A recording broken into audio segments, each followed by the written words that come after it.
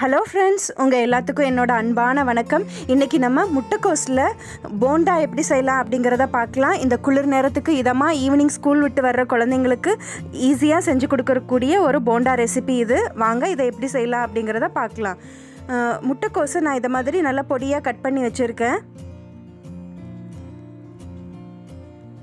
ஒரு பாதி முட்டைக்கோஸ் இருக்கும். ஒரே ஒரு பெரிய வெங்காயம் இதை மாதிரி நீளமாக கட் பண்ணி வச்சுருக்கேன். நல்ல பொடியாக நீளமாக கட் பண்ணி வச்சுருக்கேன். கொஞ்சமாக கொத்தமல்லி தழை, ஒரு சின்ன துண்டு இஞ்சியை குட்டி குட்டியாக கட் பண்ணி வச்சுருக்கேன்.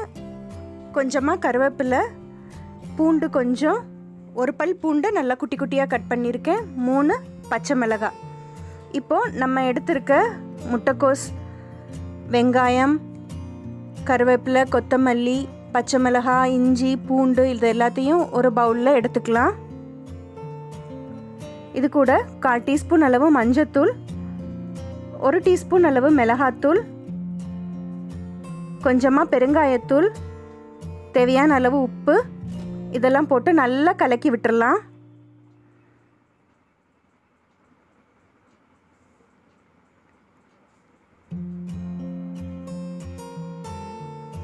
இப்போ இதில் 1 கப் அளவு, அதாவது 200 கிராம் அளவு கடலை மாவு சேர்த்துக்கிறேன். இதில் 1/2 கப் அளவு அரிசி மாவு, அதாவது 100 கிராம் அளவு அரிசி மாவு சேர்த்துக்கிறேன்.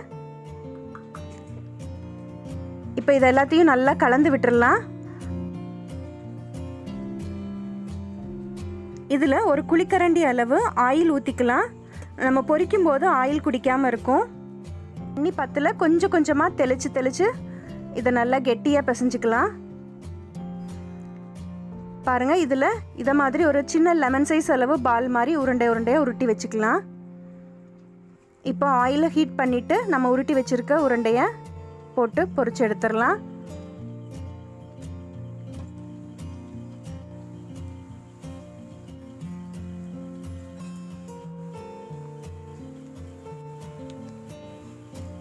ஒரு பக்கம் வெந்தோடனே இன்னொரு பக்கமும் நல்லா திருப்பி விட்டுடலாம்.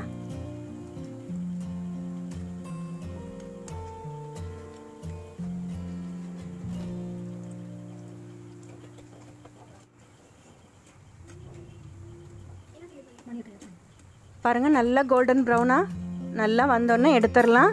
ஈவினிங் ஸ்கூல் விட்டு வர குழந்தைங்கன்னா கேபேஜ் போண்டா ரெடியாக இருக்குது. இதை வந்து டொமேட்டோ சாஸோட சர்வ் பண்ணால் ரொம்ப டேஸ்ட்டாக இருக்கும். இந்த ரெசிபி உங்களுக்கு பிடிச்சிருந்ததுன்னா பானுஸ் குக்கரியை மறக்காமல் சப்ஸ்கிரைப் பண்ணுங்கள். இந்த வீடியோக்கு ஒரு லைக் கொடுங்க, கமெண்ட் பண்ணுங்கள், ஷேர் பண்ணுங்கள்.